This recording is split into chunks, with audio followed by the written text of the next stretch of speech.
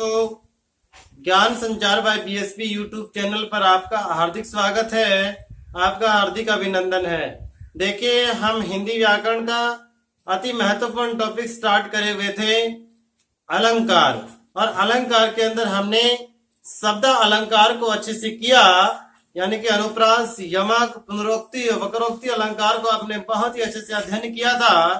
आज हम अलंकार का दूसरा प्रकार अर्थ अलंकार पढ़ने वाले हैं।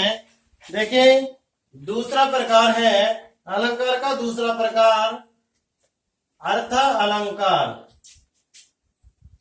अर्थ अलंकार पहला हमने पढ़ा था शब्द अलंकार। पहले हमने पढ़ा था शब्द अलंकार, यानी कि शब्द प्लस अलंकार, यानी कि शब्दों के द्वारा काव्य में चमत्कार उत्पन्न हो। शब्द अलंकार और अर्थ के माध्यम से काव्य के अंदर चमत्कार उत्पन्न हो, वो अर्थ अलंकार कहलाता है। देखिए, क्या होता है अर्थ अलंकार कि अर्थ के द्वारा या अर्थ के माध्यम से, अर्थ के माध्यम से काव्य में चमत्कार उत्पन्न हो, उसे अर्थालंकार कहते हैं। यानी कि काव्य के अंदर जब अर्थ के माध्यम से काव्य में चमत्कार उत्पन्न हो, काव्य की सुंदरता बढ़े, काव्य में सौंदर्य का भाव पैदा हो अर्थ के द्वारा, वो अलंकार कहलाता है। प्यारे विद्यार्थियों, अर्थ अलंकार वो कौन सा अलंकार कहलाता है? अर्थ अलंकार। और अर्थ अलंकार के बहुत सारे प्रकार हैं, बहुत सारे। हम मुख्य रूप से जो हमारे अति महत्वपूर्ण और मुख्य है, मेन अलंकारों के ऊपर हम वार्ता करेंगे। और अर्थ अलंकार का सबसे पहला, सबसे महत्वपूर्ण अलंकार आता है उपमा अलंकार। उपमा अलंकार। देखिए, उपमा के अंदर दो शब्द हैं, उप प्लस मा। देखिए, उप प्लस मा, ये दो शब्द है। उप का मतलब होता है समीप,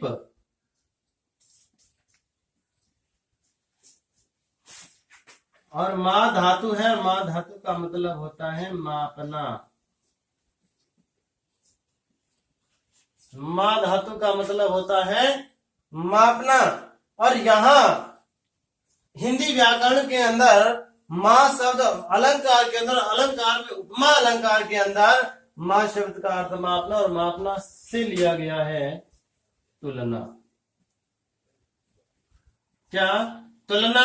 और तुलना का मतलब लिया गया है समानता।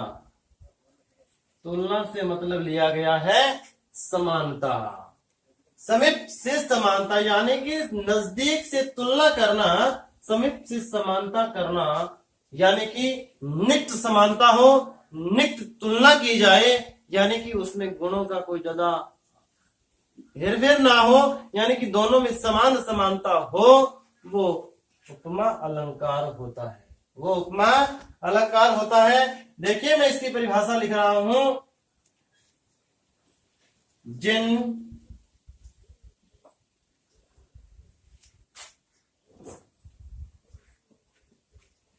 शब्दों के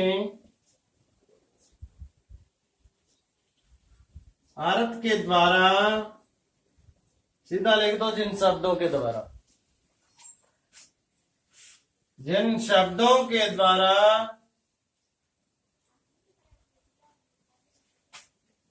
किसी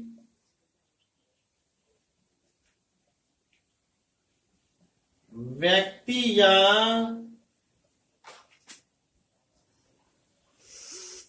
वस्तु की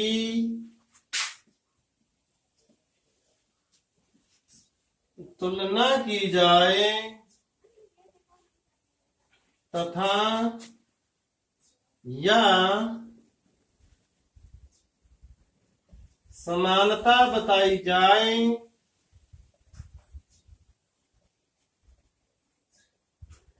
वहां उपमा अलंकार होता है। वहां उपमा अलंकार होता है। जिन शब्दों के द्वारा किसी व्यक्ति या वस्तु की तुलना की जाए या समानता बताई जाए वहां उपमा अलंकार होता है। इसको हम इस तरह से भी पढ़ सकते हैं, और मैं आपको एक तरीका और दे रहा हूं, हम उस तरीके से भी इसको पढ़ सकते हैं। यानी दो या दो से अधिक व्यक्तियों या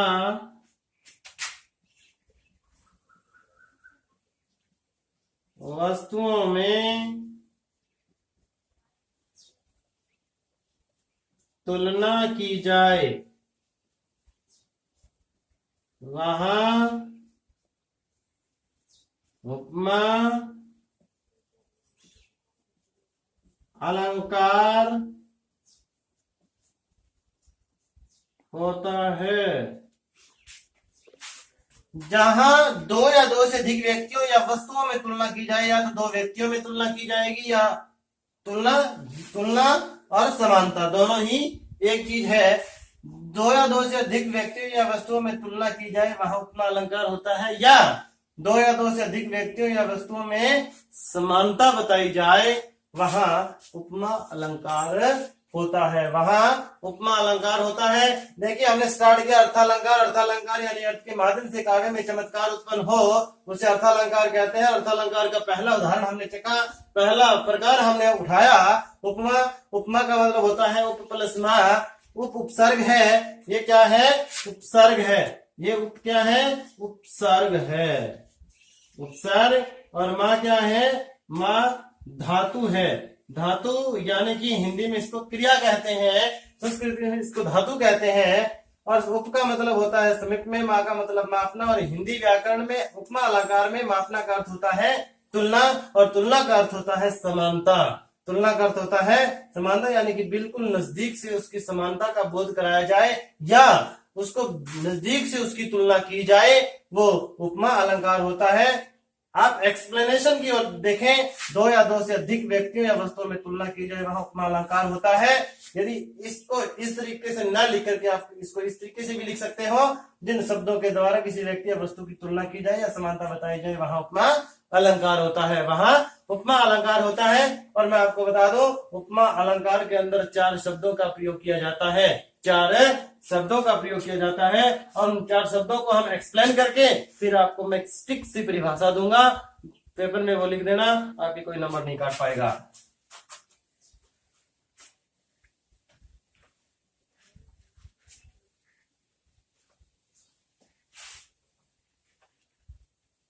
देखिए, उपमा अलंकार के अंदर 4 शब्द आते हैं। एक आता है उपमेय, एक आता है उपमान, एक आता है वाचक शब्द, और एक आता है साधारण धर्म। साधारण धर्म, इसको हम सामान्य धर्म भी कहते हैं। सामान्य और साधारण दोनों एक ही चीज होता है। अब हम बात करते हैं क्या होता है उपमेय, क्या होता है उपमान, क्या होता है वाचक शब्द, और क्या होता है साधारण धर्म। देखिए, उपमेय और उपमान यानी कि जिस की तुलना कर रहे हैं, यानी कि जिस व्यक्ति या वस्तु की तुलना कर रहे हैं उसे उपमेय कहते हैं। और तुलना की जगह हमारा समानता भी आ सकता है, यानी कि जिस व्यक्ति वस्तु की समानता बताई जा रही है उसे हम उपमा कहते हैं। उपमान जिसके द्वारा तुलना की जाती है, तुलना की जाती है, जिसके द्वारा तुलना की जाती है वो उपमान होता है। वाचक शब्द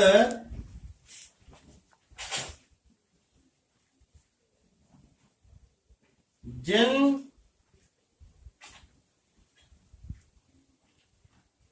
शब्दों के द्वारा तुलना या समानता बताई जाती है। वैसे वाचक है, ये वाचक शब्द लिखा हुआ है। वाचक शब्द का मतलब ही बताना होता है। वच धातु इक प्रत्यय, ये देखिए, ये वच धातु और इक प्रत्यय से बना है। वच का मतलब ही बताना या बोलना होता है। ठीक है। साधारण धर्म क्या होता है, यानी उपमेय और उपमान में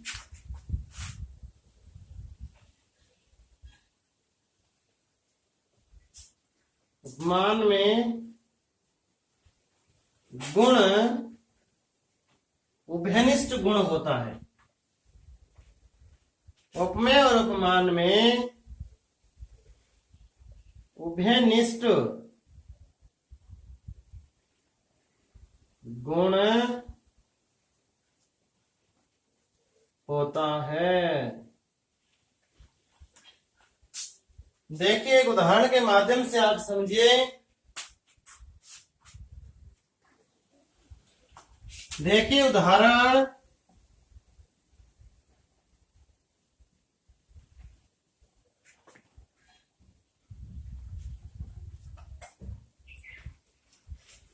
राधा का, यहां लिख लीजिए,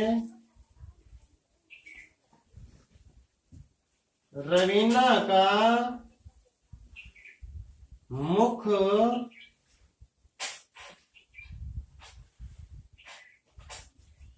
चंद्र सा सुंदर है। रवीना का मुख चंद्र सा सुंदर है। देखिए, अब हम यहां से निकालेंगे इसमें उपमान कौन है, उपमेय कौन है, वाचक शब्द कौन है और साधारण धर्म कौन है। साधारण धर्म है कौन है। देखिए, मुख, रवीना का मुख, यानी कि तुलना किसकी कर रहे हैं, मुख की कर रहे हैं। तुलना किसकी कर रहे हैं, मुख की कर रहे हैं। मुख की तुलना कर रहे हैं तो मुख क्या हुआ, उपमेय, यानी ये क्या हुआ, उपमेय। किसके द्वारा कर रहे हैं, ये मुख है किसके समान, चंद्र। किसके समान, चंद्र। तो चंद्र क्या है, चंद्र है उपमान। क्या है, उपमान। और ये सा, ये शब्द बता रहा है, ये वाचक शब्द है। ये क्या है, वाचक शब्द है, वाचक शब्द है। देखिए, रवीना का मुख और चंद्र दोनों ही क्या है, सुंदर है। दोनों ही क्या है, सुंदर है। तो ये सुंदर क्या है, ये साधारण धर्म है। ये क्या है, साधारण, साधारण धर्म है, साधारण धर्म है। इसमें पता लग गया, रवीना के मुख की तुलना कर रहे हैं इसलिए ये उपमान। किसके साथ कर रहे हैं, चंद्र के साथ कर रहे हैं इसलिए ये उपमान। सा इसका वाचक शब्द, सुंदर, यानी कि रवीना का मुख भी सुंदर है और चंद्र भी सुंदर होता है, इसलिए ये दोनों में उभयनिष्ठ है। उभयनिष्ठ का मतलब होता है दोनों में एक ही हो, दोनों में एक ही हो। तो वो भिनिष्ट होता है। ये सुंदर क्या है? ये साधारण धर्म है। ये क्या है? साधारण धर्म है। देखिए, तुलना हमेशा प्रसिद्ध वस्तु से की जाती है। तुलना हमेशा किससे की जाती है? प्रसिद्ध वस्तु से की जाती है। देखिए, उपमा अलंकार के दो प्रकार होते हैं। एक होता है पूर्ण उपमा अलंकार, एक होता है पूर्ण उपमा अलंकार और एक होता है लुप्त उपमा अलंकार।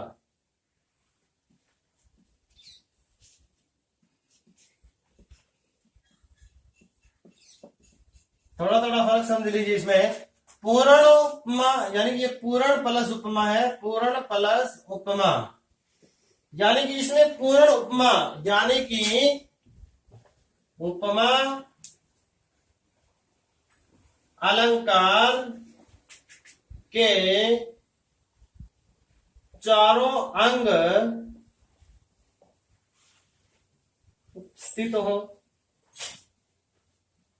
यानी कि जिनमें चारों के चारों अंग यानी कि उपमेय, उपमान, वाचक शब्द और साधारण धर्म ये चारों हो, वहां पूर्ण उपमा अलंकार होता है। जो हमने उदाहरण लिया था कि रवीना का मुख चंद्र सा सुंदर है। और इसमें क्या होता है? लुप्त प्लस उपमा यानी कि कोई न कोई अंग इसमें लुप्त मिलेगा। कोई एक, दो या तीन अंग लुप्त हो, वहां लुप्तोपमा अलंकार होता है। इसी का उदाहरण देखिए, रवीना का मुख चंद्र सा है या चंद्रमा जैसा है। चंद्रमा जैसा है। इसमें वाचक शब्द है चंद्रमा है। चंद्रमा यानी कि चंद्रमा उपमान है। ये उपमान वाचक शब्द हमारे पास सुंदर यानी कि भिनिष्ट गुण नहीं है, साधारण धर्म नहीं है। इसमें एक अंग कौन सा?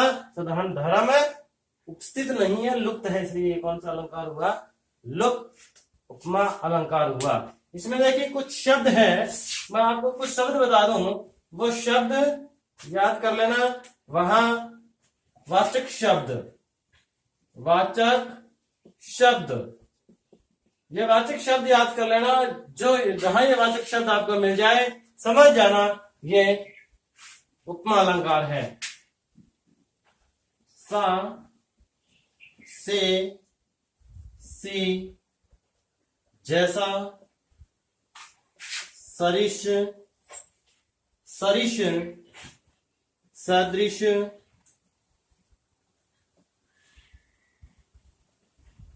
आदि शब्द हैं। ये वाचक शब्द हैं। सा, से, सी, जैसा, सरिश, सदृश आदि हैं। ये उपमा अलंकार के अंदर होंगे।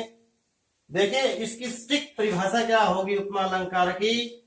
उपमा इतना समझने के बाद इसकी स्ट्रिक्ट परिभाषा देखिए कि जहां उपमेय और उपमान में समानता बताई जाए या तुलना की जाए, वहां उपमा अलंकार होता है। अलंकार होता है। देखिए इसका फेमस उदाहरण देखिए, मैं यहां लिख रहा हूं ऊपर, इसका उदाहरण यहां पीपर पात सरिष मन डोला, ये इसका उदाहरण है। पीपर पात सरिस मन डोला। देखिए सरिस वाचक शब्द है, डोला कौन, मन, पीपर पात किसके समान, यानी यहां क्या की जा रही है, तुलना की जा रही है। पीपल के पत्ते के समान हमारा मन डोलता है, इसलिए इसके सरिस शब्द आ गया।